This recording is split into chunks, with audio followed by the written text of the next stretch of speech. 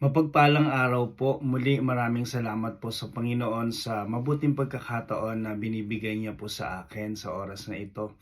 Unang-una, kagaya po ng sinasabi ko, bilang dati na nagtuturo bilang pastor, patuloy ko pong isi-share yung mga naituro ko na wala sa diwa ng Biblia. Lalo na po ito na isi-share ko ngayon na napaka-importante na napakadaming tao na naniniwala na ligtas na agad sila dahil sa pag-interpret ng mga mangangaral dito sa verses na ito.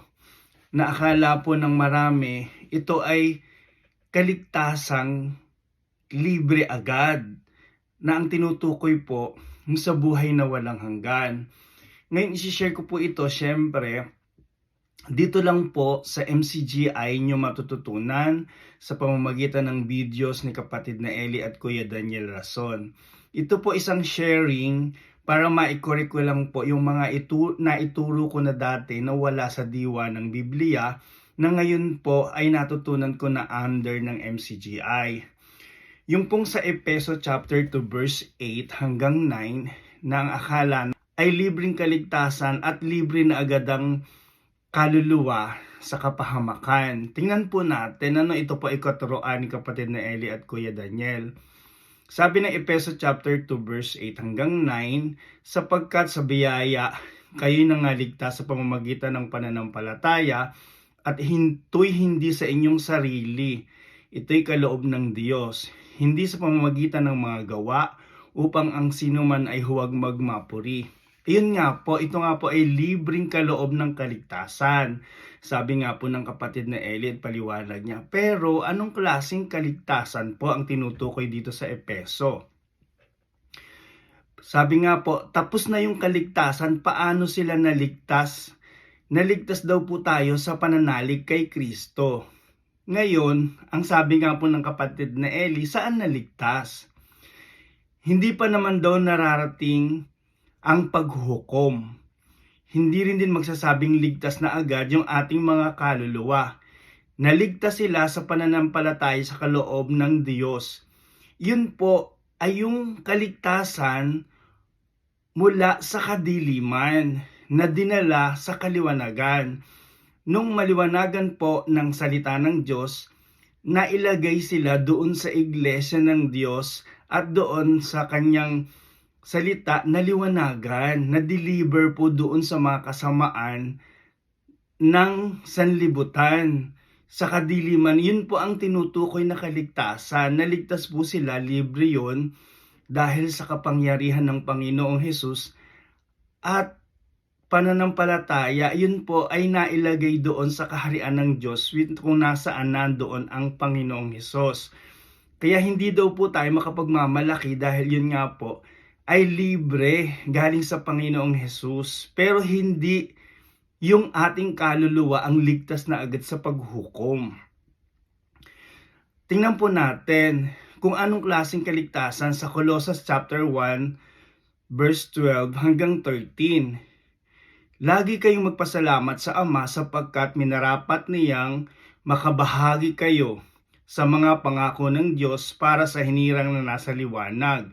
Iniligtas na niya kayo sa kapangyarihan ng kadiliman at inilipat sa kaharian ng kanyang minamahal na anak. Yun po sabi nga po ng kapatid na Eli, ang naranasan noong Kristiyano noong una ay yung nailigtas sa kapangyarihan ng kadiliman.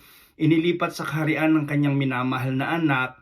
Yun po ang unang step ng kaligtasan. Halimbawa daw po naliwanagan ka na nalipat ka sa kaharian ng Diyos kung nasaan si Kristo. Yun po iniligtas na sa kapangyarihan ng kasamaan at kadiliman. Hindi po agad sa buhay na walang hanggan ang tinutukoy daw po dito. Pero kung nasa iglesia ka na daw po ng Diyos, hindi pa masabing ligtas ka na habang buhay. Pag hindi ka nag-ingat, mawawala daw po yung kaligtasan. Sabi po ng Hebrew chapter 10 verse 38, ngunit ang aking lingkod na matuwid ay mabubuhay sa pananampalataya at kung siya ay umurong ay hindi kalulugdan ng aking kaluluwa.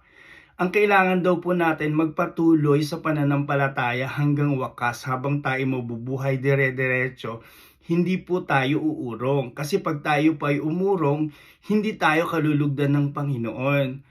At yun nga daw po, hindi na tayo babaguhin pa ng pagsisisi pag tayo umurong sa ating pananampalataya. Sabi po ng Hebreo 6 verse 4 hanggang 6, sapagkat tungkol sa mga minsan naliwanagan at nakalasap ng kaloob ng kalangitan at mga kabahagi ng Espiritu Santo. 5, nakalasap ng mabuting salita ng Diyos at ng mga kapangyarihang panahong darating. At saka nahiwalay sa Diyos ay di na maaring baguhin sila muli sa pagsisisi. Yamang kanilang pinakong muli sa gayong kanilang sarili ang anak ng Diyos at inilagay na muli siya sa hayag ng kahiyan. At yun po ay minsang naliwanagan na at nakaranas na rin po ng kaloob ng Espiritu ng Diyos. Kaya hindi pa po masasabing ligtas na agad tayo habang tayo nabubuhay pa. Nakagaya nga po ng natutunan ko at naituro ko yung pong Efeso chapter 2 verse 8 hanggang 9 na ang kaligtasan ay libre. Pero yun po, totoo po, libre, hindi daw po tayo makapagmamalaki dahil yung kaligtasan ay libre mula sa Diyos. Pero hindi pa po yun ang kaligtasan ng ating kaluluwa mula sa kapahamakan. Kaligtasan pa lang po ng mga taong naliwanagan na mula sa kadiliman na hindi alam yung aral ng Panginoong Hesus, nung malaman na iligtas na, nadala na doon sa kaharian ng Diyos, which is nasa ng Panginoong Hesus, dinala. Kaya yan po, maraming salamat sa kaliwanagan.